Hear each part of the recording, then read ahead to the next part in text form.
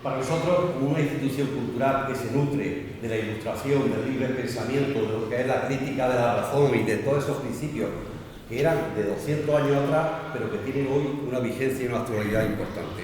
Incluso para tratar temas como puedan ser tan especiales o de especialistas, como pueda ser un tema de la historiografía islámica en España. Yo creo que es interesantísimo evocar pues que no solamente nuestra historiografía desde Mármol Carvajal en el siglo final del XVI y principio del XVII, donde nos hace desde la guerra todo ese acercamiento a la historia, tanto la historia del Reino de Granada como en el norte de África, como después seguir en el siglo XVIII y XIX, pues con los Rocís, con los condes, con todo Gallango, con todo el tema hasta llegar a esta escuela malagueña de Archidona, los Lafuente, Simonet, como el propio también Francisco Guillermo Orbe.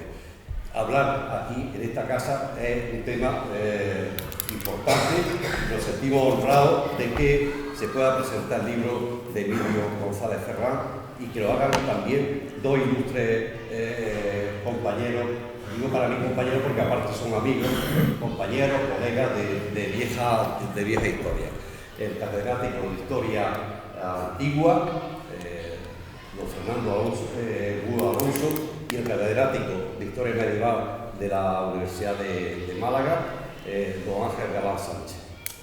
Ambos son especialistas en sus respectivos temas, aparte de Roma, la romanización, la República.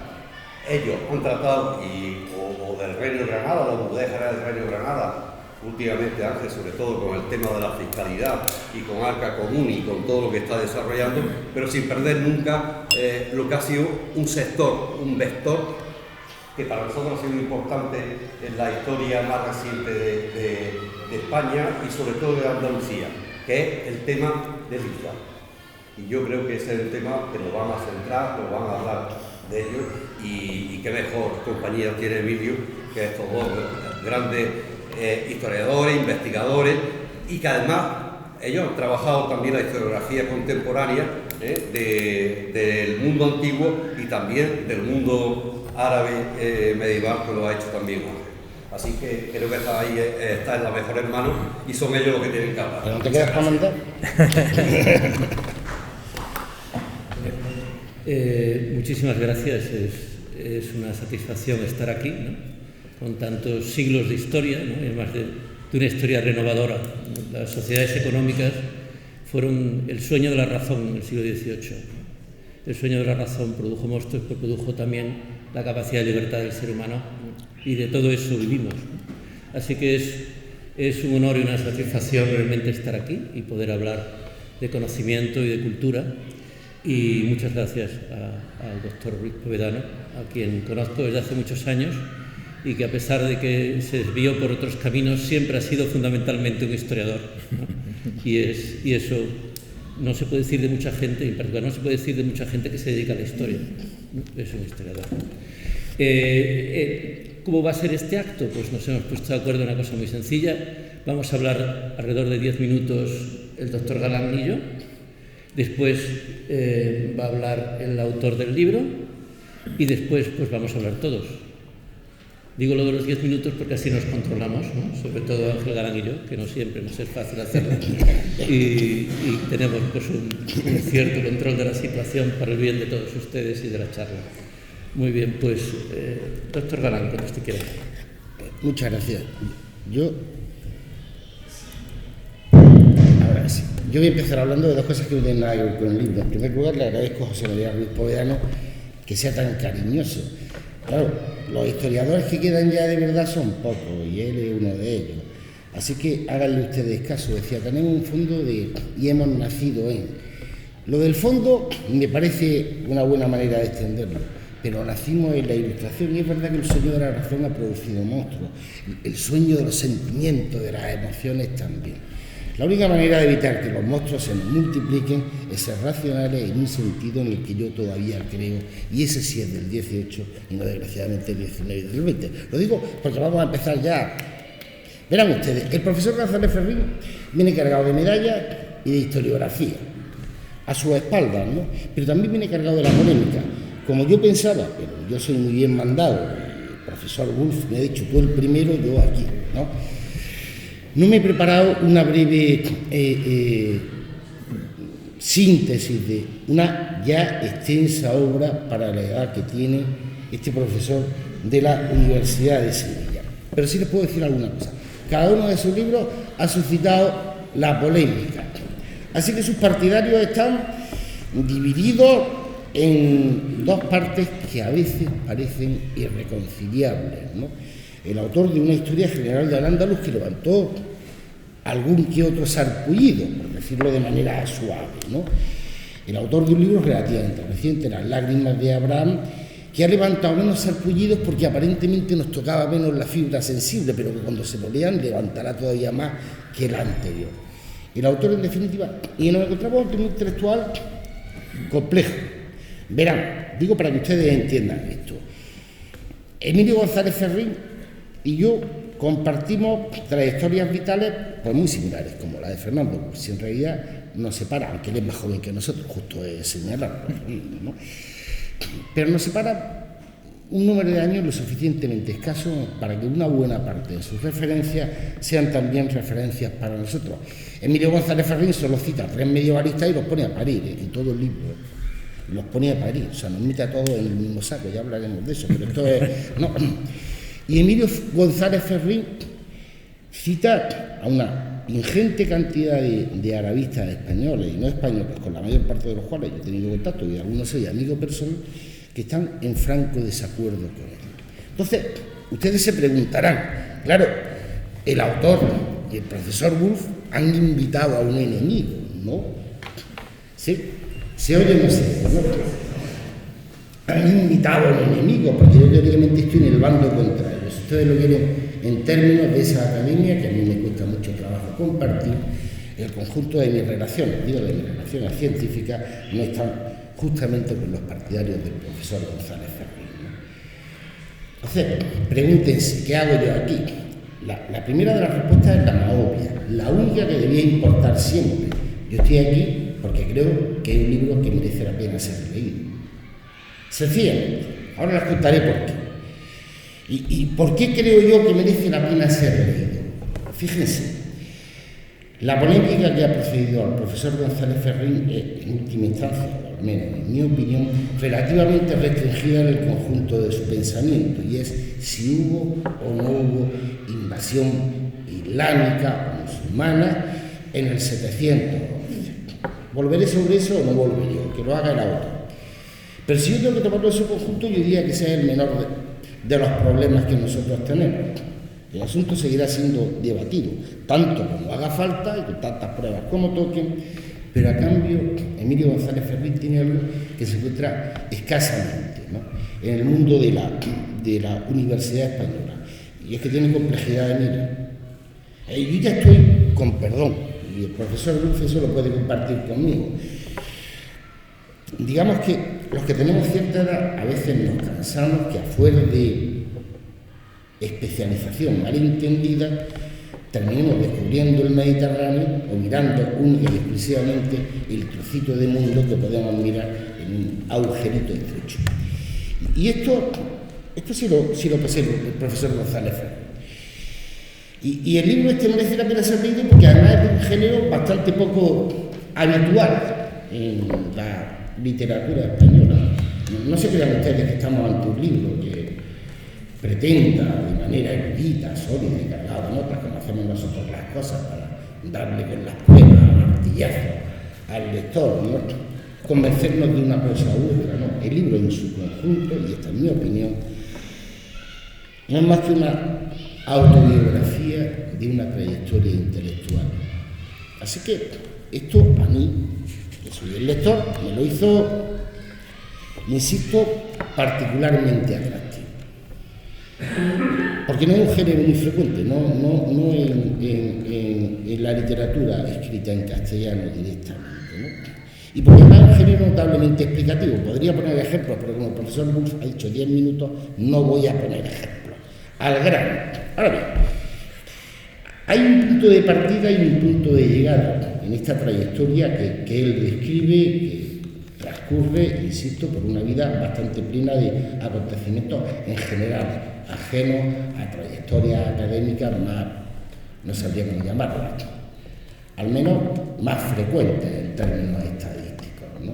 Las llamaría normales, porque no sé si son normales o no, pero de luego sí que responden al patrón de la frecuencia. Y el punto de partida y el punto de llegada, en mi opinión, tiene muchísimo que ver. Así que yo les voy a ofrecer mi lectura del libro, y luego ya saben ustedes lo que pueden hacer con todos los comentaristas, ¿no? Esto de presentar libros es como los prólogos. Te dan el privilegio de hacer un prólogo, tú te lo lees, pero en realidad el único juicio que vale, el que de verdad vale, es el del lector.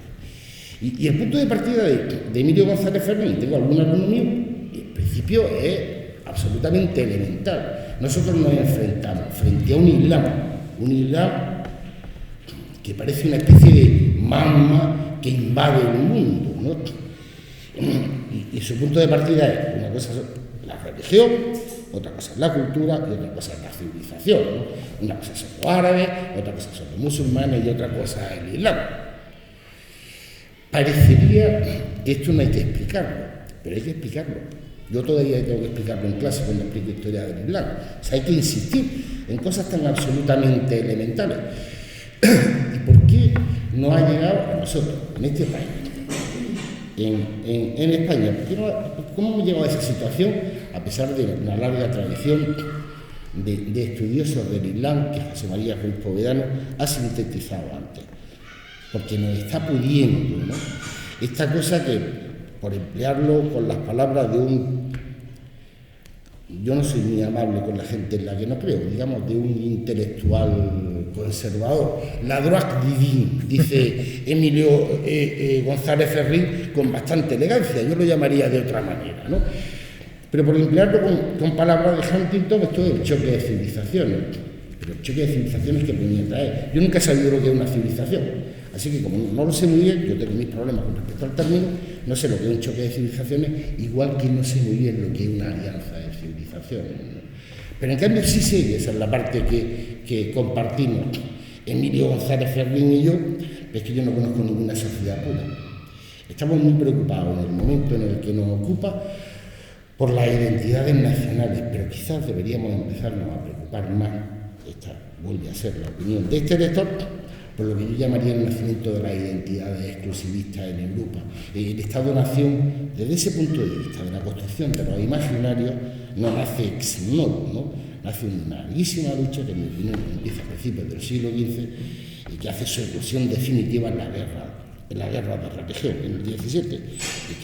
Y de aquellos lodos vienen estos desastres, ¿no? La restauración, etcétera, etcétera, etcétera. Así que, ¿cómo hemos llegado a eso? Pregúntense ustedes, cuando Osama Bin Laden apareció en Al Jazeera, bueno, comunicado, ¿no?, para justificar los atentados a las Torres Gemelas, el tipo, con una confianza en sí mismo absolutamente alarmante desde el punto de vista intelectual, claro que él no quería ser catedrático de universidad, que no era preocupante, ¿no? Le echó la culpa, es decir, las causas de los atentados eran la pérdida del Al-Ándalus, las cruzadas y el conflicto entre palestinos e israelíes, ¿no? Las dos primeras eran el producto de un imaginario de eso, de enfrentamiento, de civilizaciones difícilmente compatibles, pero la competencia es mucha. El antiguo presidente del gobierno, don José María Aznar, en un inglés deleznable en la Universidad de Georgetown, dijo también, a propósito del mismo suceso, que aquí, que en España, habíamos empezado la lucha contra el terrorismo en el 711. Y no se hundió la sala. Sorprendentemente, la bóveda no se cayó, no pasó absolutamente nada. Así que en esa lucha yo creo que los tres que estamos en la mesa, esa sí es la lucha de la irracionalidad más absoluta, de la ausencia de comprensión. Sí que estamos, los tres que estamos aquí, por eso estoy tan contento de presentar este libro. Claro, ¿cuánto tiempo me queda? Prácticamente lo que tú quieras. No, pero lo que yo quiera, ¿no? Tenemos 3 minutos. No, mira, yo tengo un verdadero problema con esto de los libros y las tesis, que me los leo enteros. No siempre los autores de ambas cosas están completamente a favor de mi procedimiento, pero no lo puedo evitar, ¿no? Así que, pero fíjense cómo va contando el profesor González Ferrín su propio itinerario vital, ¿no? Él cita a 4 Emilios, a los que hemos conocido todos, ¿no? A don Emilio García Gómez, a Emilio Molina, ¿no? A Emilio de Santiago y al cuarto de los Emilios, que es el objeto, el verdadero objeto de la narración, porque es como se construye un pensamiento, ¿no? Y empieza salvando prolegómenos menores por una estancia en Túnez en el 88, y allí descubre a Muhammad Abdul, ¿no? Ese es yo diría que ese es el punto de inflexión, ¿no? Y se va al Cairo, claro, dedicarse a estudiar un egipcio en Túnez, dice él, y con razón, no era precisamente el mejor de los procedimientos del mundo, ¿no? Se va al Cairo, y en el Cairo se encuentra con un supuesto discípulo de Muhammad Abdul, que es Rashid Rida, al que yo he de confesar que era la primera vez que me tropezaba en mi vida, a diferencia del primero, no tenía, ¿no? Y que había fundado la editorial Almanar, El Faro, ¿no? Y que al autor le produce un choque importante, porque se encuentra por vez primera frente a eso que parece ser la única forma del Islam que Occidente percibe, ¿no? Eso que llamamos de manera poco precisa fundamentalismo islámico, o si se quiere, una codificación sobre una forma, sobre una exégesis religiosa notablemente particular, ¿no? Asentada en el peso de una tradición también discutible para un medievalista como yo, que nos lleva de nuevo al enfrentamiento. Y esto le produce problemas.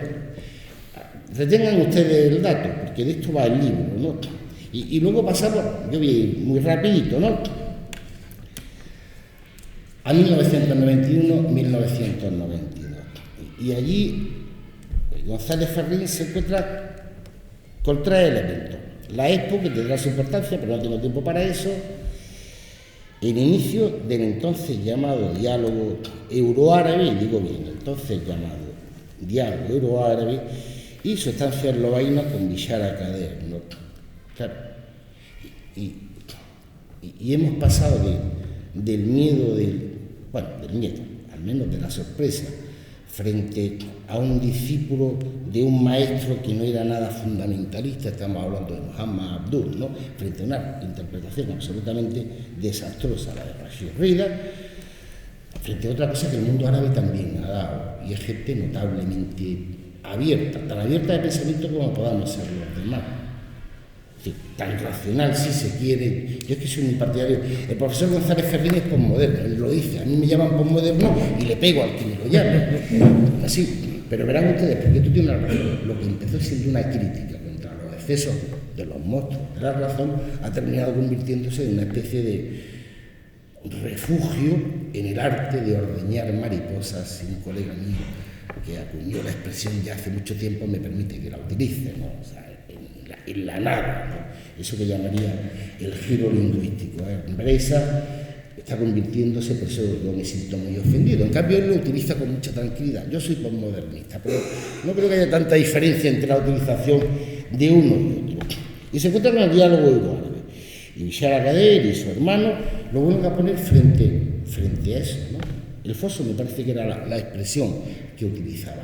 Y esa es una experiencia que tenemos todos los historiadores.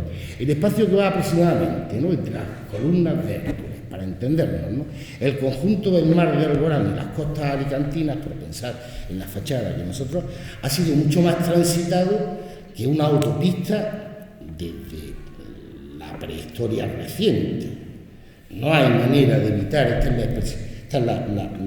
la experiencia que tenemos todos, no hay manera de evitar el trasiego entre ambas orillas del Mediterráneo. Y retengan ustedes esta segunda idea, ¿no? Y luego, en medio de todo eso, porque ya como voy, Ya voy mal. Entonces voy a ir abreviando el procedimiento. En medio de todo eso hay otro descubrimiento. Digo en esta biografía intelectual, ¿no? Que es Londres. Yo me acuerdo cuando leía a Patricia Crone en su momento, no me convenció del todo, pero yo entiendo la tercera de las preguntas que se hace Emilio González Ferrín, y es: hablamos del Islam con mucha tranquilidad, pero ¿cuándo sabemos que el Islam existe? Si piensan ustedes en la primera de las tres distinciones, ¿no? Esto, cuando uno se aproxima a cualquier religión, es absolutamente... es una pregunta, de nuevo, elemental, absolutamente elemental. Su conclusión, como la de Crone y la de su maestro, es: no hay Islam hasta que eso que Klaus-Kahn llamaba, ¿no?, la consolidación, la llamada revolución, algo así, estamos en torno al 800, se consolida. Por tanto, todo ese periodo inicial es el periodo en el que se hace el Islam, y eso es lo que lo arrastra a negar la invasión, no la presencia de elementos físicos o no, sino es difícil que haya invasión musulmana si no hay un Islam, si el Islam está por hacer, ¿no? En medio de toda esta historia, que yo me voy a ir saltando de manera, porque ya les digo que me lo he leído con mucho detalle, yo, a diferencia de mis alumnos, siempre puedo soportar un examen, porque me lo sé. Esto importa, ¿no? Pero en medio de esta, yo creo que hay otro tercer elemento. González Ferrín llega a la conclusión de que el frustrado diálogo indo-árabe, la concepción unitaria que hemos ido construyendo durante casi 2 siglos de erudición, él no lo señala, pero piensen ustedes que nosotros nos acercamos a las sociedades no europeas en el siglo XIX justo como no queríamos hacerlo con la nuestra, mientras que los teólogos protestantes nos enseñan que una cosa, estoy hablando de finales del siglo XVIII, ¿no?, una cosa es el espíritu del cristianismo, y esto es un problema de creyentes, ¿no?, y otra cosa es el desarrollo histórico de las instituciones, y otra cosa es la civilización, mientras que esto intentamos aplicarnos con mayor fortuna a nuestras tierras, a los demás, ¿no?, a los demás con conocer la lengua y saber si utilizaban el Corán, los dábamos por bien despachados. Yo me acuerdo de un tipo muy curioso que hablaba árabe, y era un filólogo muy competente, que decía: usted quiere mucho a los árabes, pero todo lo que hay que saber estaba aquí, y sacaba un Corán, ¿no? Y ya está, no había que molestarse mucho. Eso evidentemente arrastra, inevitablemente arrastra al profesor González Ferrín a lo que ha sido su campo de mayor disputa intelectual, ¿no?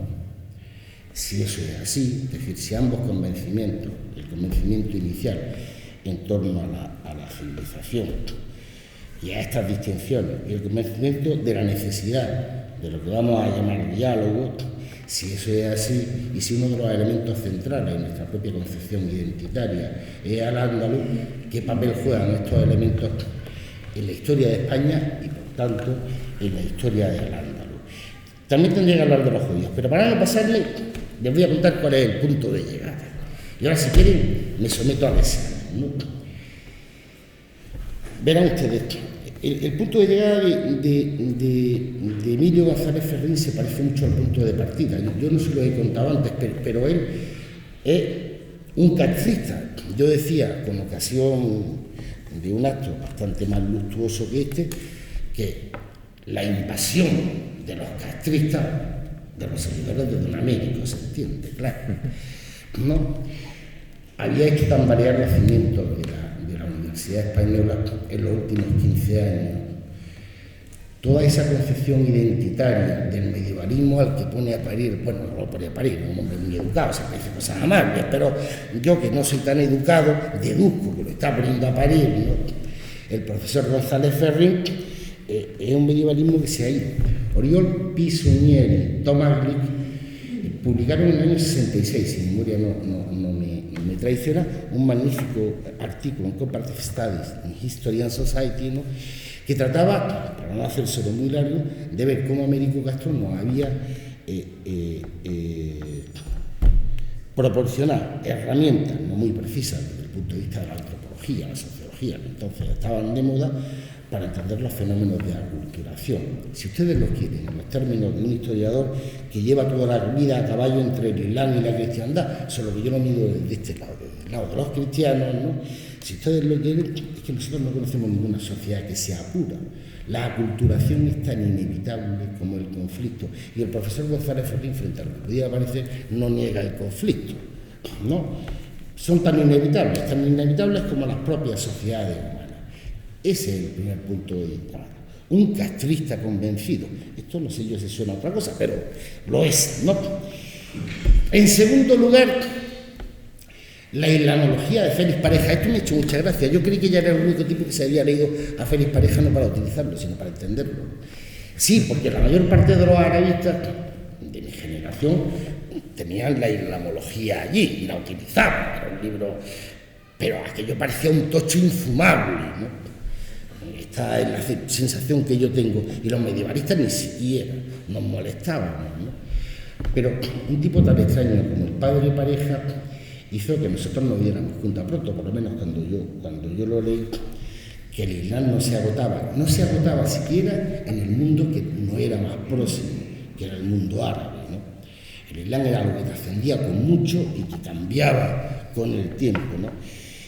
Y el tercer punto de llegada del profesor García Ferrín, en esta que ya les digo que es mi lectura, no es la suya, no tiene por qué serla, es la necesidad de un diálogo entre el Islam y la sociedad europea, entre lo árabe y la sociedad europea, no, entre un diálogo entre los europeos y esos que estamos identificando ahora, por emplear la hermosa expresión del profesor Fontana como el otro eterno, ¿no?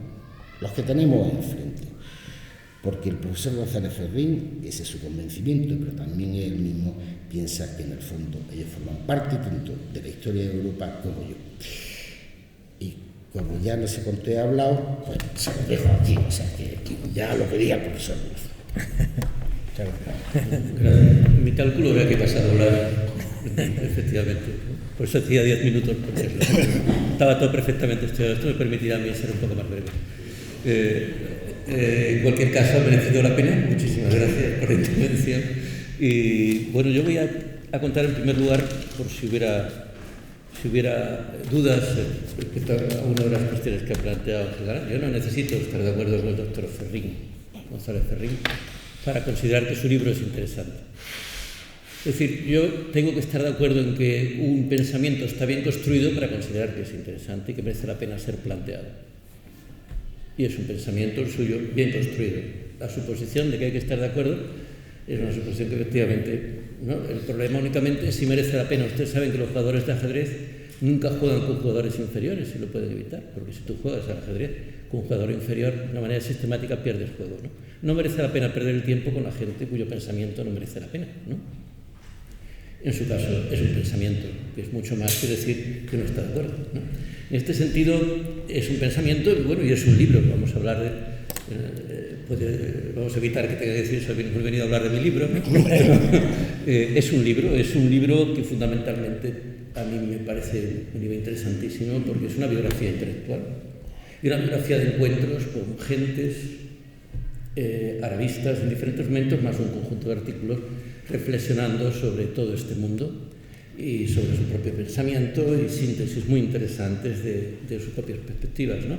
En este sentido, yo creo que es un libro que desborda los intereses de los medievalistas largamente, desborda los intereses incluso de la gente que nos interesamos por la construcción de la memoria de la idea de España o de de la historiografía, porque es un libro cargado de implicaciones. También está cargado yo diría que de toques interesantes y divertidos que se sitúan en ese ámbito que yo creo que soy historiógrafo desde hace mucho tiempo.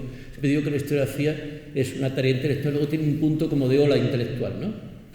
En el sentido de revista, de la revista Ola, ¿no? Es decir, que uno habla y está acostumbrado a hablar de los grandes, no sé qué, pero uno luego ve quiénes son realmente, ¿no? Y se da cuenta que uno puede entender a lo mejor su pensamiento como una anécdota, ¿no? Yo soy una persona que, como todo el mundo sabe, superficial, creo en las anécdotas muchísimo, ¿no? Porque las anécdotas definen mucho más que el corazón, que a su vez definen más que las palabras, como ustedes saben muy bien, ¿no? Entonces creo que toda su experiencia intelectual es interesantísima, en este sentido todas personas que va encontrando, me parece un mundo muy interesante. Dentro de eso yo conozco a pocos, intelectualmente a algunos más, pero voy a recordar, por ejemplo, y agradecido mucho la presencia de dos personas de Sevilla, Presedo y María Eugenia Gálvez, ¿no? Y voy a citar a Presedo, que él siempre citaba una palabra que también podía haber iniciado esta conversación, ¿no? Una frase que dice, hablaba de un profesor de la Universidad de Madrid, que cuando Madrid jugaba de verdad a ser capital al estilo de París y nunca llegando, la pobre, ¿no? Y entonces había toda esta cosa. Y había un profesor al que llamaban el pontífice máximo de las cosas mínimas, ¿no? Que es, espero, pontifex maximum minimarum rerum, ¿no? Era aquel que hablaba con más tanta conocimiento y con tanta cosa sobre cosas absolutamente prescindibles, ¿no? Y de eso con eso nos hemos enfrentado de alguna manera, ¿no? Yo he soportado específicamente a los filólogos latinistas en las tesis doctorales, por ejemplo, o helenistas, haciendo grandes observaciones sobre una palabra a partir de la cual podían perfectamente identificar directamente la cultura griega, ¿no? Directamente como el famoso Ulrich von Wilamowitz-Muhlenberg, que por lo menos tenía un apellido para impresionar. Entonces, bueno, estamos hablando entonces de un libro, de una persona que reflexiona globalmente, reflexiona también sobre los personajes que se va encontrando, pero reflexiona sobre todo historizando cosas, ¿no? En este sentido, yo también estoy interesado en darle un cierto, apoyar en lo posible este libro también porque me inquietan algunas reacciones críticas, ¿no? Por ejemplo, fíjense, me inquieta, yo creo que el tema de la invasión o no española es un tema menor en su pensamiento, ¿no? Pero me inquieta que eso se llame negacionismo. Negacionismo es el negacionismo de los campos de concentración alemanes. No es negacionismo decir que en el siglo VIII no hubo una invasión musulmana. Negacionismo es, por ejemplo, olvidar que el señor Franco y el señor Carrero Blanco eran, pues sencillamente, jefes de Estado de un país de torturadores y asesinos. No sé si me explico. Eran torturadores y asesinos, con el cambio de pasar de torturadores y asesinos a ser, ¿no?, de ser asesinos y torturadores al principio, para luego ser, al contrario, más torturadores que asesinos. Pero eso es negacionismo, eso es la inmoralidad, por ejemplo, de sofisticar, ¿no?, de matizar, ¿no?, a Franco, como hizo el académico Suárez, ¿no?, padre del rector famoso de la universidad, como saben, Juan Carlos I de Madrid, que fue pillado plagiando, ¿no? Me parece negacionismo negar a lo mejor los plagios, ¿no?, y la honestidad intelectual, pero negacionismo negar que hay una invasión del siglo VIII. ¿Me explico? Es decir, ¿dónde están las reglas del juego a la hora de oponerse a las lecturas de los demás, ¿no? Entonces, a mí, como todo esto me molesta, pues me apetece mucho defender, exigir la defensa crítica, coherente, la reflexión, en la que yo puedo estar de acuerdo o puedo no estar de acuerdo, ¿no?, con posiciones, porque en última instancia yo tengo quizá la separación más importante que nosotros podemos tener, y tampoco es importante, ¿no?, es que yo no soy posmoderno y por tanto yo creo que se acerca a la verdad en la historia. Pero por otra parte me siento mucho más unido a alguien que se define como posmoderno y hace una reflexión global que a un pontífice máximo de las cosas mínimas, por mucho que me diga que la verdad existe, porque la verdad no existe en la pontificación sobre si César en el año 51, el 3 de octubre por la mañana, hizo no se sabe qué, que es un destino en el ámbito de la historia antigua que a mí se me ha indicado, en vez de dedicarme pues a pequeñas cosas menores como cuál es el encuentro entre el mundo griego y el mundo indio en toda la antigüedad, ¿no? Bueno, estoy reflexionando en este sentido porque a mí me parece importante esta cuestión. Y también me gustaría señalar que lo que me interesa precisamente es algo que es la capacidad de pensar globalmente la historia, la capacidad de entender los grandes procesos de cambio, la capacidad de entender los procesos de generación. Por ejemplo, efectivamente, el tema de el Islam, ¿qué es? El Islam, que de repente no es ese mundo una locura generada por un señor que anda por el desierto y que viene un día y cuenta la primera cosa que se le ocurre, sino que en cualquier caso está claro que es fruto de un proceso de multiplicación de componentes culturales. Estamos no de acuerdo en cuándo se cierra, ¿no? Es decir, hay un mundo que es un mundo que ha generado y reinterpretado el mundo cristiano, en todas sus variantes, que ha replanteado el tema, el mundo judío, un mundo de gente muy leída, o como mínimo muy oída, ¿no? Y en ese mundo complejo es donde hay que entender los procesos de surgimiento de una nueva religión, que debe tener algo, de una capacidad, de una sabiduría, en el sentido más profundo de la palabra, algo que permita que efectivamente fuera creída, fuera cuando fuera creída, y que fuera creada, fuera cuando fuera creada, ¿no? Entonces estamos hablando de esa capacidad de reflexionar globalmente los procesos, que está ahí, vamos a tratar de entender qué pasa alrededor del siglo VIII, ¿no? Qué pasa con la invasión o no invasión, pero que está también a la hora de decir y qué pasa, y yo creo que en el futuro espero que trabaje mucho más en esa dirección y nos lo digiera, ¿no? ¿Qué pasa en el siglo XIX cuando se está inventando la identidad islámica en gran medida? ¿Qué pasa en el siglo XX, como en la punta, que en los años 70 se está inventando, se considera islámico el velo? Pero es que antes no necesariamente. Es decir, todos son procesos históricos en medio de los cuales, por ejemplo, yo me siento particularmente atraído por el tema del papel de los taifas, ¿no? Sí, los taifas, hace una conexión muy interesante entre el mundo de los taifas y el mundo del Renacimiento. Ciudades en conflicto, en competencia, con unos niveles culturales riquísimos circulando, ¿no? O, por ejemplo, la reflexión que hace retomando, ¿no?, todos esos momentos en los que España efectivamente es el puente del mundo islámico, un mundo islámico lleno de riqueza que se traslada además a Europa de muchas maneras, desde luego a partir de los propios reyes de Castilla, pero también a partir, por ejemplo, de las comunidades judías, que están extendidas por todas partes y que tienen, obviamente, una percepción de la península, de la cultura que se está generando aquí, riquísima. Es decir, estamos hablando fundamentalmente de la riqueza del mundo, ¿no? Frente a la riqueza del mundo está ese mundo, el mundo miserable de las identidades, en el sentido que se ha planteado, ¿no?, que ha planteado el profesor Galán, ¿no? Es decir, las identidades, tal como se entienden habitualmente, son el fruto de una enorme mentira. Yo, como no soy posmoderno, lo puedo decir, ¿no? Es decir, una enorme mentira, que es la mentira de la pureza, la mentira de la continuidad. Y dentro de esa mentira, afortunadamente, debo decir que España tiene una suerte, y es que la vieja construcción que construye la identidad española como una identidad frente a lo árabe que se construye en el siglo XVI, y que es una construcción identitaria precisa de la identidad española en el siglo XVI, y que se hace por oposición en gran medida a partir precisamente de la invasión musulmana, como aquella que rompe con una identidad, que luego se recupera con el proceso renacentista. Todo ese mundo no se está defendiendo de una manera pública, no forma parte de los manuales de los niños, ¿no? En cambio sí está en el mundo, naturalmente, del periodismo barato y de los tertulianos, ¿no? Pero ese mundo no está ya conformando la identidad española, frente, por ejemplo, la conformación de la identidad catalana en términos absolutamente esencialistas, no digamos ya la vasca, ¿no?, que une el esencialismo con el absoluto y radical racismo, ¿no? No hay más que decir que un personaje nefario como el fundador del nacionalismo vasco, ¿no?, ustedes saben que tiene un Instituto de Derechos Humanos en el País Vasco. El Instituto de Derechos Humanos, Centro de Derechos Humanos, tiene el nombre de un racista brutal. Quiero decir, en medio de todos esos mundos de críticas que también tienen que recaer sobre la identidad española, sobre cómo se ha construido, ¿no?, es donde hay que entender también todo este conjunto de aportes, ¿no? Pero es pura reflexión histórica.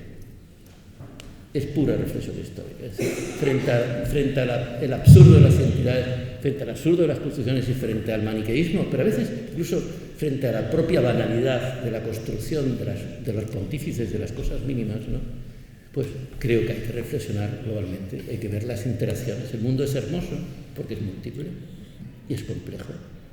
Y yo incluso creo que la palabra aculturación es poco para lo que ocurre en el mundo, ¿no?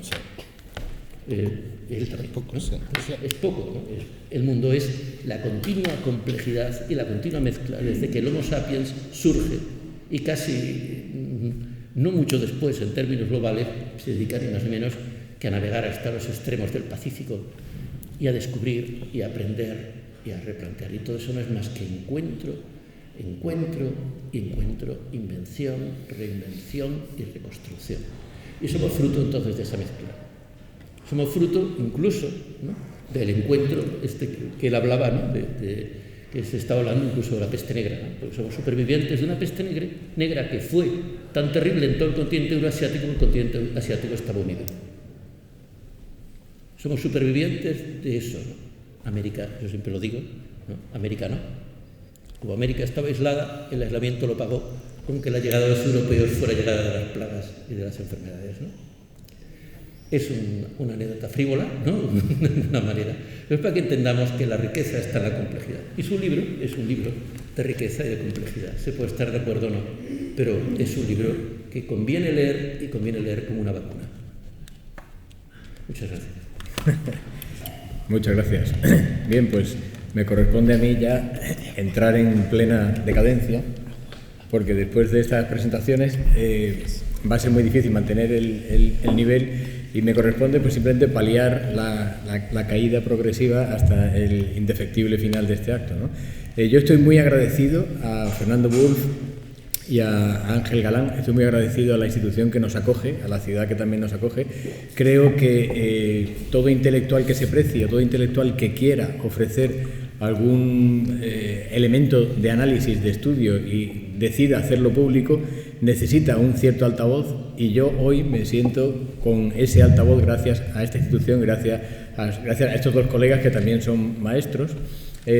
Sin entrar un poco en el concurso de bombos mutuos que hablaba nuestro común maestro Emilio de Santiago, yo diría que Fernando Wulf y Ángel Galán personalizan ellos dos escuelas, dos formas de pensar, dos genuinas obras intelectuales que ya proliferan en sus discípulos, pero también representan dos especialidades que yo he necesitado, la historia antigua y la historia medieval.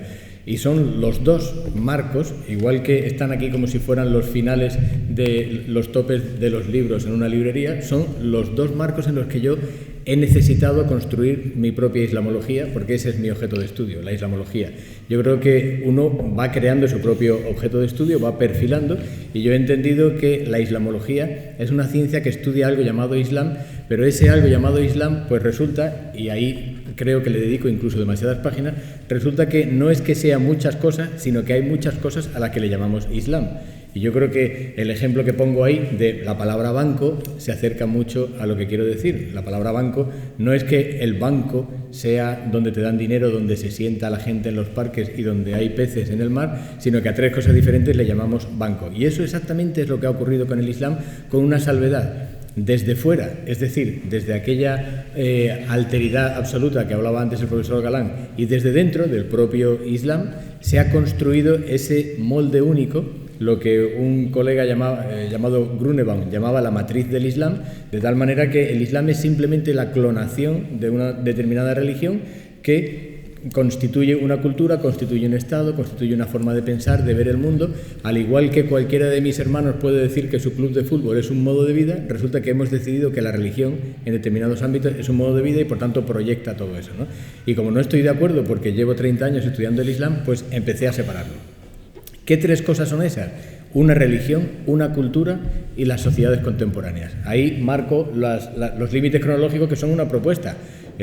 Son una propuesta en lo que yo siempre llevo muchos años haciendo propuestas que entendía como que podían tener una cierta contestación y una cierta discusión, pero no la eliminación del oponente, que era un poco lo que hablábamos al principio, ¿no? Yo trabajo con hipótesis de trabajo, con teorías, incluso a veces propongo de un modo quizá demasiado soberbio un cambio de paradigma basado en algo que he visto que es una piedra angular que está mal construida, pero a partir de ahí lo que busco es un cierto eco y un cierto eco contrario, si quieren, un rechazo a ideas.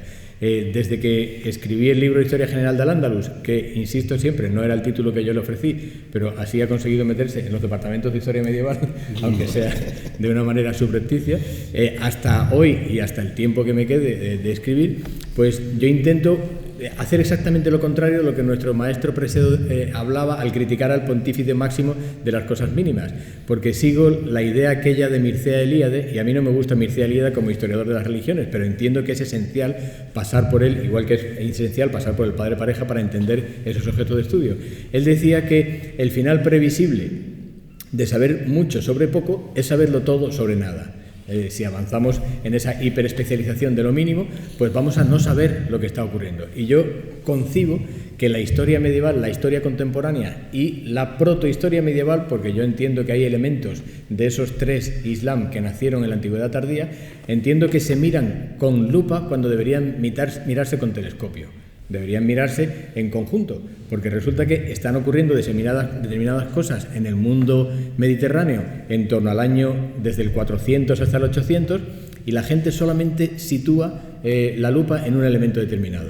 Yo sigo a un autor del cual hablo profusamente en este libro, que es Stephen Wasserstrom, que él dice que en torno al año 200, 300, 2 religiones entran en un túnel y en torno al año 800 salen 3. Lo que haya ocurrido dentro de ese túnel es la antigüedad tardía, pero lo que sí sabemos es que nada más entró en ese túnel. Por lo tanto, el elemento del ovni, que yo siempre estoy hablando, el ovni del Islam que aparece en nuestra civilización, pues es un invento, es una narración histórica. Y como me di cuenta que al escribir sobre estas cosas había un cierto rechazo, me paré en seco y pensé, ¿por qué hay un cierto rechazo? Y un colega mío, catedrático de lingüística, me dijo, al leerse un trabajo que yo había escrito, me dijo, mira, tu problema es una cosa que llamamos los lingüistas una crisis de hipertrofia de significado. Tú tienes un problema de transmisión de conocimiento. Y les pongo un ejemplo muy sencillo también. Si yo les digo, el profesor Fernando Wulff sabe que Cervantes escribió el Quijote, esa frase se entiende perfectamente. Pero yo puedo ir sustituyendo esa frase y decir, el autor del que yo tomé la idea de la antigüedad conectada sabe perfectamente que el Manco de Lepanto escribió el libro del ingenioso Hidalgo. He saltado, he sustituido elementos hasta hacerlo incomprensible para una persona que no haya seguido todos esos pasos. Eso se llama el índice de sustituibilidad. ¿Hasta qué punto yo puedo hablarle a un público sobre cosas sin que mire de pronto y qué ha pasado aquí? Yo siempre pongo el ejemplo de una conferencia mía que de hecho está dando vueltas por la red, en que se me ocurrió terminar con una frase bonita y dije, como decía Renan, las religiones en sus orígenes son crisálidas misteriosas. Entonces vi que el público que me había estado siguiendo todo el tiempo dejó de seguirme, porque la palabra crisálida hay que darle un par de vueltas, a menos que estés hablando de botánica en ese momento. Entonces me pasó lo que siempre me pasa, que es que hablé por encima de mis posibilidades y quise explicar lo que era una crisálida y dije, es decir, que no sabemos qué color tendrá al final, pero sabemos que todas nacen de un capullo. Entonces esa idea aplicada a la historia de las religiones fue la que me hundió. Ese fue un intento de explicar las cosas, porque había entendido que el índice de sustituibilidad era demasiado elevado. Bien, ¿cuál era el índice de sustituibilidad al que yo hacía referencia? Pues que resulta que había estado en sitios, había visto cosas, había hablado con gente y había leído unos libros que no veía relacionados, no veía que la gente hubiera estado en mis colegas. ¿Y quiénes son mis colegas? En primer término, los arabistas. Pero de pronto me di cuenta que la historia del Islam no tiene nada que ver con la historia del arabismo. Es decir, que hay árabes desde siempre, aparecen árabes en la Biblia, aparecen árabes en la mitad de la literatura latina, aparecen sarracenos en la literatura helénica.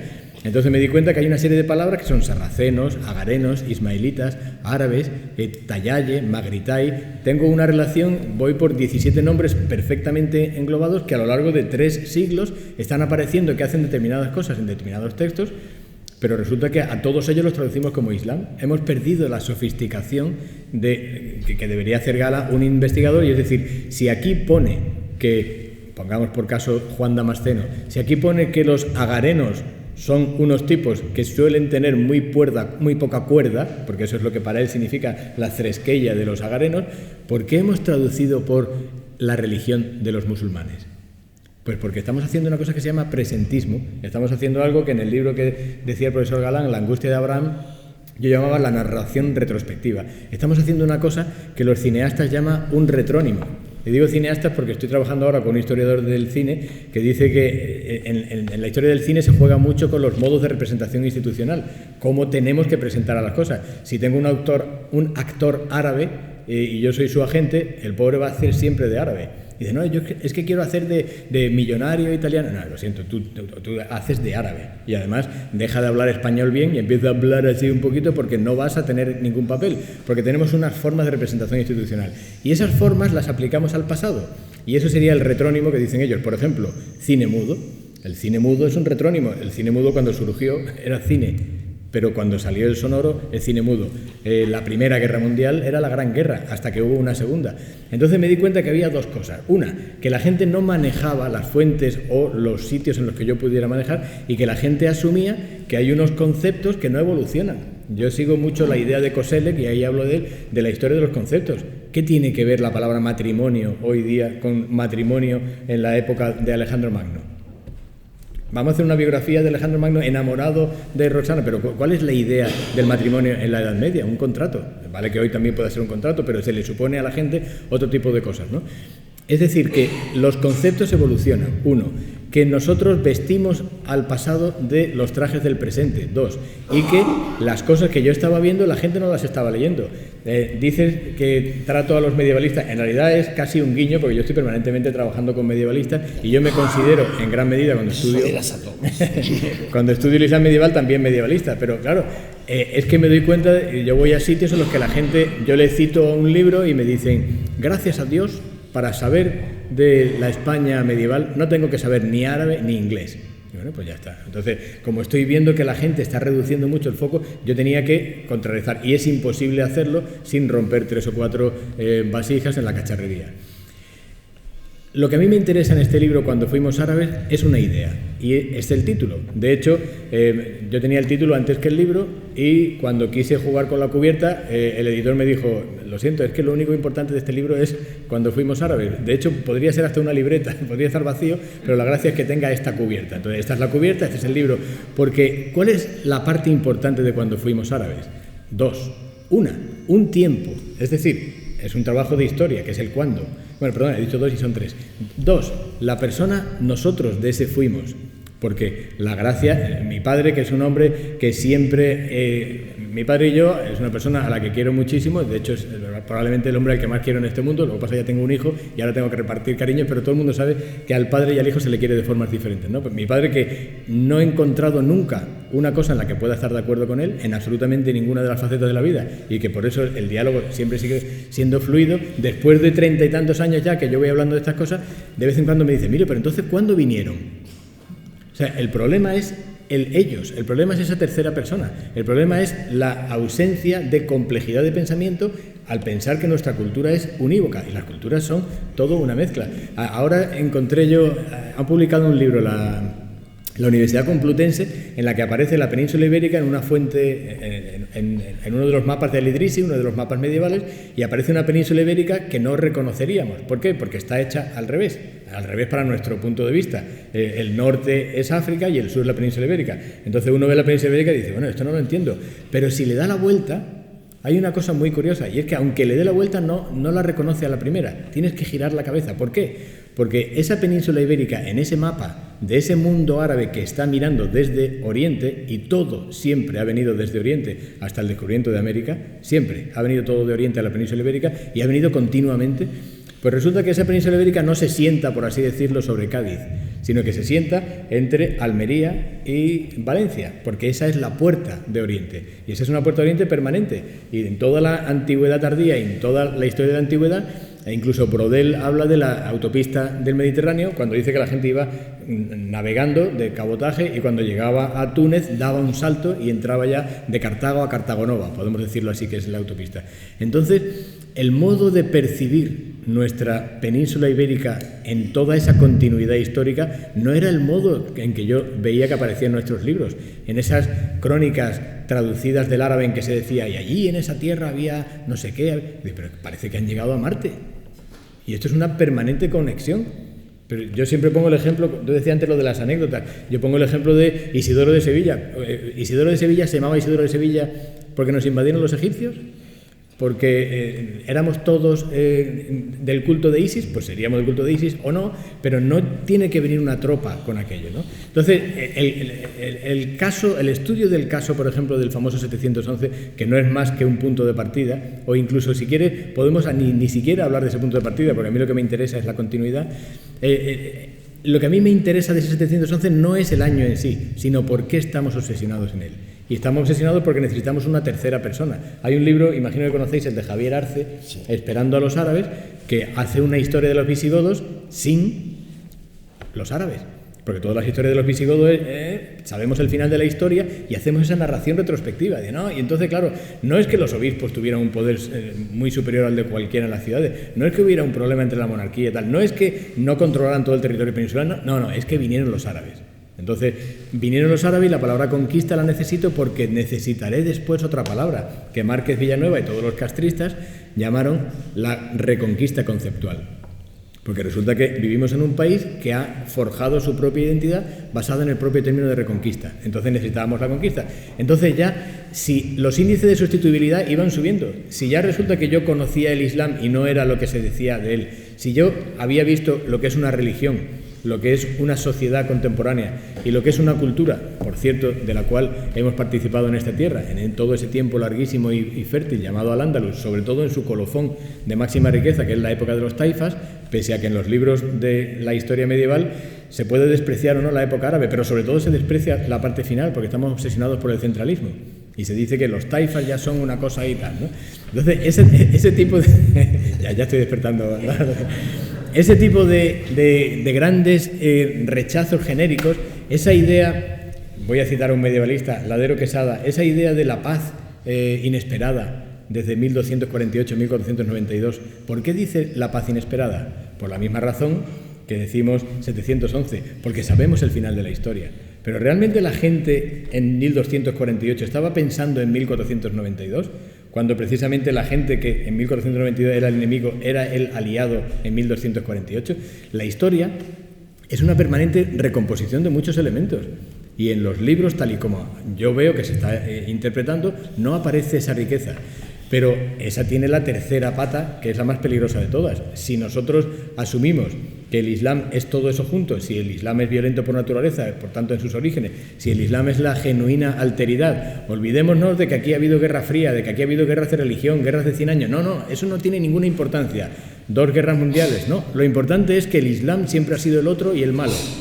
Entonces, esa construcción de una narración retrospectiva del pasado, encima es muy peligrosa hoy día. Porque a mí me ha ocurrido en el mundo árabe, que visito asiduamente, me ha ocurrido de el chaval joven sin ningún tipo de principios, que lo que él quiere es tener en la mente algo en concreto. A mí me ha ocurrido estar comiendo con un señor que me estaba invitando en el delta del Nilo en 97 o así, y hoy pago yo, y va y paga él, y cuando terminamos me dice, ¿tú vas a Londres? Sí, pues la próxima comida te invito en Londres si consigues decirme dónde está el Salman Rushdie. ¿Qué potaje mental está ocurriendo aquí? Que ya todo es esa mezcla. Bien, pues nosotros contribuimos a esa mezcla cuando generamos esas grandes dualidades, o uno o lo otro. La parte de la autobiografía aplicada, para mí, entiendo que pensaréis que es la parte más importante del libro, porque es cuando intento explicar por qué pienso las cosas que pienso, para que no sea un conejo de una chistera. O sea, la idea es...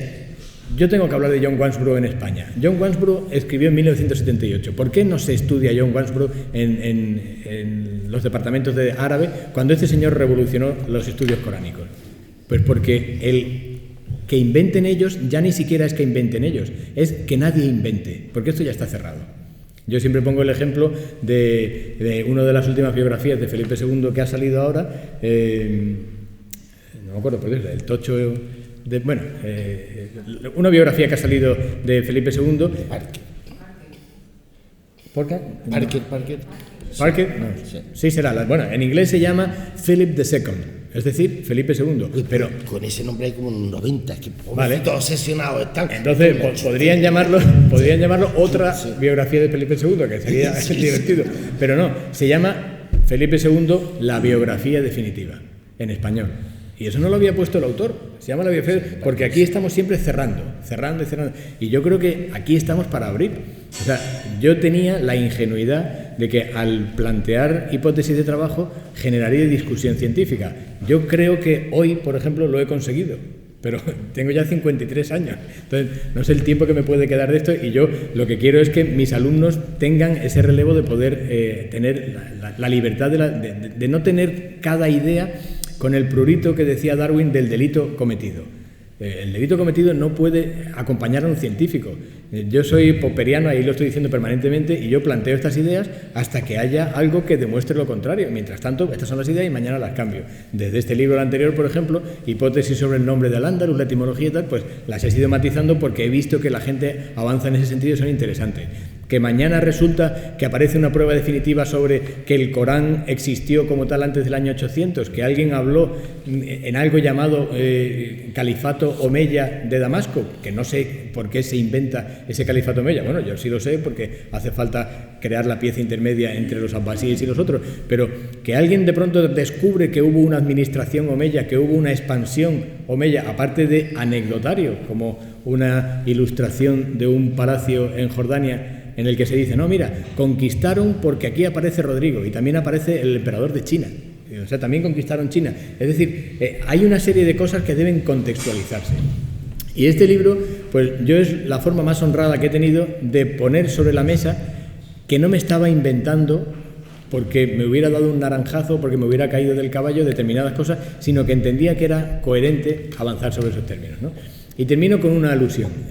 Los capítulos finales, lo has definido muy bien, son como un anecdotario de cosas que yo creo que necesitamos destacar porque la historia es permanente conexión, ¿no? Uno de ellos, por ejemplo, es el filósofo autodidacta Ibn Tufail. El filósofo autodidacta es una novela que nosotros llamamos el filósofo autodidacta y entonces la gente ya lo pone en los anaqueles de filosofía y no de novela.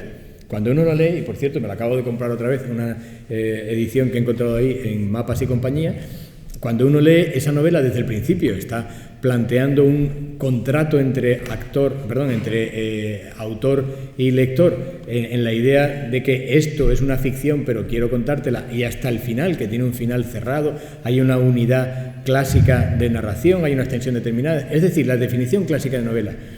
¿Por qué no es una novela?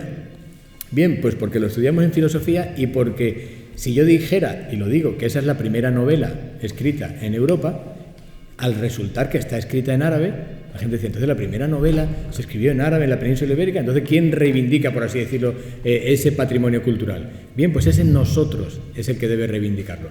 Porque además yo estoy siempre jugando con un autor que no es tampoco santo de mi devoción, pero es que no hay que irse de tapas con los autores para calibrar su valía. Y la idea de Menéndez Pelayo, que por otra parte tiene un montón de, yo creo hasta desbarajustes mentales en determinadas cruzadas que él proyecta, sobre todo en la historia de los heterodoxos, pero él tiene una idea. Aparte del Estado-nación, hay una nación-cultura, y la nación-cultura es lo que se produce en un territorio.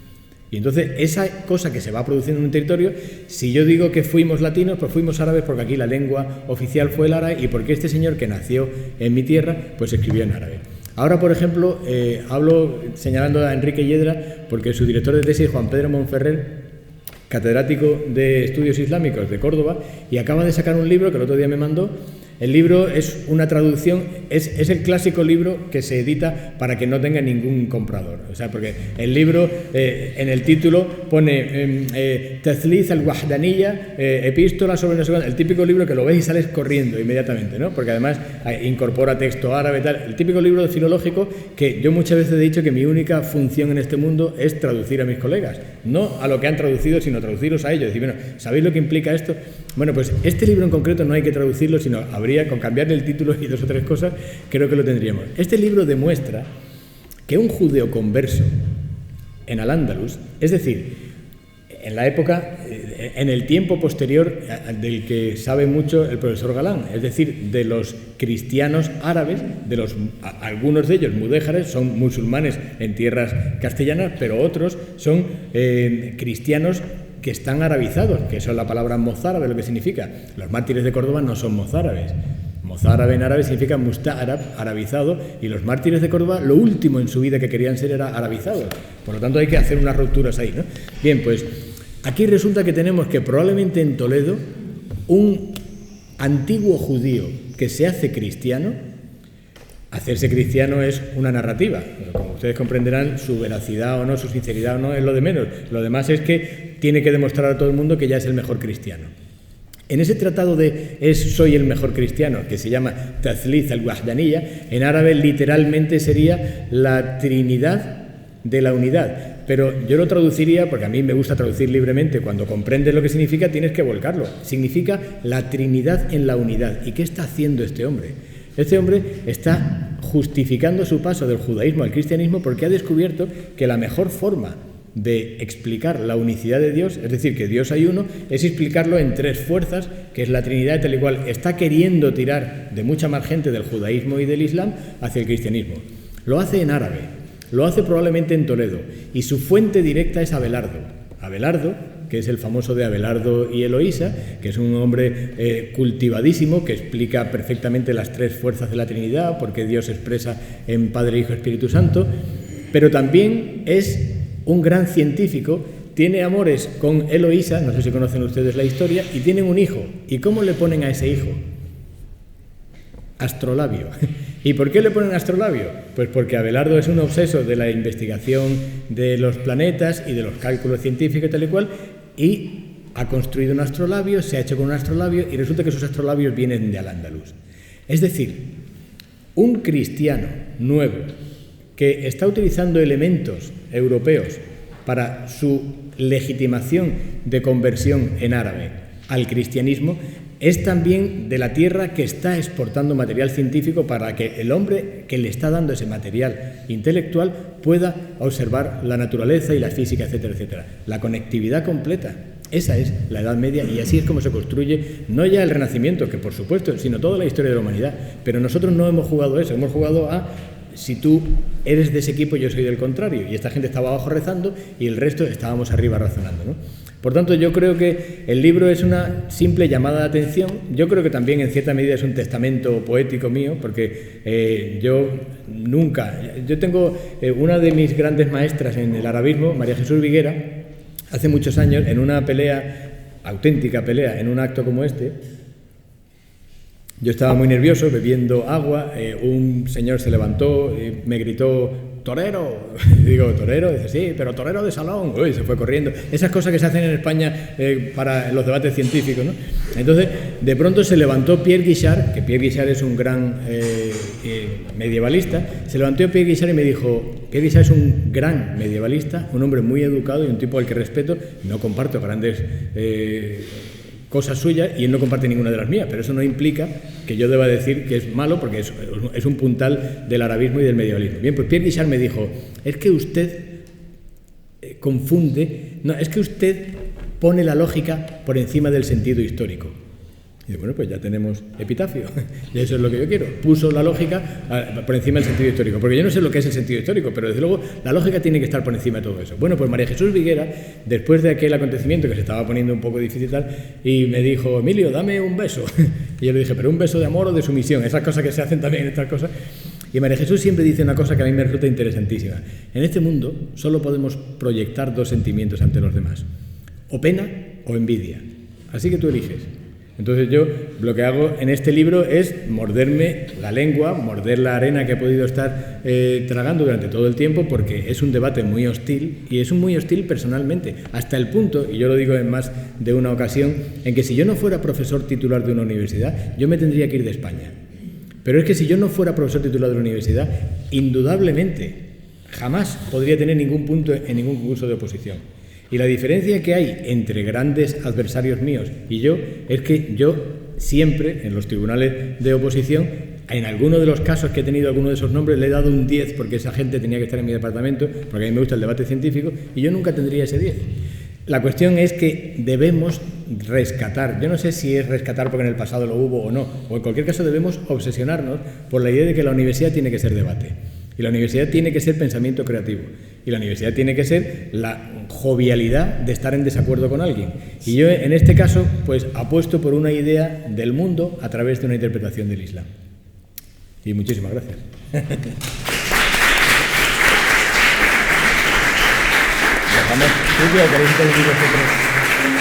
¿Queréis intervenir vosotros? Yo creo que deberíamos dejarles a ustedes preguntar, ¿no? Eso es lo que dicen los ingleses, que hablen eso.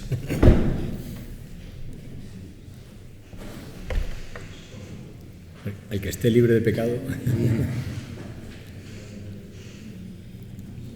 Fíjense ustedes que el profesor Gonzalo Ferrín ha dicho debe ser la jovialidad del desacuerdo. No digan que ninguno de ustedes disiente con cualquiera de los intervinientes, esto es imposible. En mi experiencia, yo puedo disentir conmigo mismo con bastante facilidad, así que... Eso, hay una anécdota de Camilo José Cela, otro de los que tampoco es que sea un mar de virtud, pero en determinada ocasión un periodista lo quiso acorralar y le dijo: don Camilo, pues eso que está usted diciendo no lo decía usted hace 20 años, porque mire, y lo mira y dice: pero usted quiere que yo esté de acuerdo con ese señor de hace 20 años. Bueno, pues yo creo que estamos en permanente evolución de pensamiento, ¿no? Sí, pero fíjese, yo que sí que disiento de cosas con el profesor González Ferri, pero ustedes entenderán por qué se ha metido tantos jardines. Yo estaba leyendo las páginas de Intufail, ¿no? Estas me parecían más convincentes, las de Averroes o las de la Mucaz de Nadine Haldun, ¿no? Que como me la he leído entera, pues ala, ¿no? Y cuando uno hace una visión muy amplia, muy panorámica, que es absolutamente imprescindible, porque como entendamos el mundo por trozos, al final la comprensión del mundo va a venir de los ministerios, del que toque, del de la verdad, del de obras públicas, que te dice por dónde debe ir, o del que toque, ¿no? Cuando uno abarca grandes conjuntos, uno inevitablemente entra en el territorio de la especialización, y eso genera el debate, y eso está muy bien, ¿no? Él acaba de decir, yo estaba diciendo, no, hombre, obsesionados por el centralismo los arabistas, no los medievalistas. Si nosotros hemos importado, este era mi no, que era de voy a dar 2 golpes en la mesa. Nosotros hemos importado una concepción del Islam que, aunque inicialmente, pero para eso tendríamos que remontarnos a principios del siglo XIX, ¿no?, potenciaba, porque nos venía bien en términos de esta nación con respecto al otro, pero que los arabistas han construido con muchísimo cuidado. El arabismo de izquierda y el de derecha, ¿no? Un tipo tan sabio y tan peligroso como Bernard Lewis. Digo sabio, porque uno de los arabistas que yo más he leído y más cosas sabe y más en desacuerdo radicales con sus propuestas, pero se lo sabe, ¿no? Pero desde la izquierda radical, o sea, unos tenían la obsesión por fijar caracteres estables de ese conjunto que era religión, más civilización, más proyección hacia el futuro, hacia el presente, y desde la izquierda teníamos la obsesión de establecer un modo de producción, esto es una concepción de la sociedad en términos de mecánicas económicas que nos pareciera convincente. En ambos casos, ¿no?, ¿cuál es el resultado? Que cuando nosotros hablamos de la historia del Islam, digo los medievalistas, lo que nos encontramos es con un montón de arabistas que lo que quieren es explicarnos, en el mejor de los casos, lo que pasó entre el siglo IX y el siglo XII. Porque si les preguntas sobre el siglo XV, empiezan a ponerse nerviosos. Pero esto es verdad, no es ninguna broma. Claro, a mí, que lo veo del otro lado, pero que lo necesito, se me hace muy difícil entender. Por eso decía Nadine Haldun, ¿no?, que entre 1212, vamos a ponernos patrióticos, esto conviene, ¿no?, entre 1212 y 1492, Túnez, Egipto o el Magreb no se hubiesen modificado, ¿no? Y son los arabistas. Y lo peor, ya lo decía Hess, lo peor es que a veces los arabistas occidentales han conseguido convencer a los eruditos árabes de que eso debe ser así. Sí, sí. Y esto ya es sorprendente. Entonces, una vez que uno tiene fijado el estereotipo de la etapa de esplendor del Islam, lo va uno arrastrando, pero no funciona. No es mi experiencia cuando yo me acerco a ese mundo árabe, que me parece mucho más importante, bueno, más importante no, pero fascinante para mí sí, ¿no?, que el otro, el de Eulogio, que era un pesado, el pobre. Pues muchísimas gracias. Yo creo que podemos dar por cerrada la sesión. Gracias. Gracias.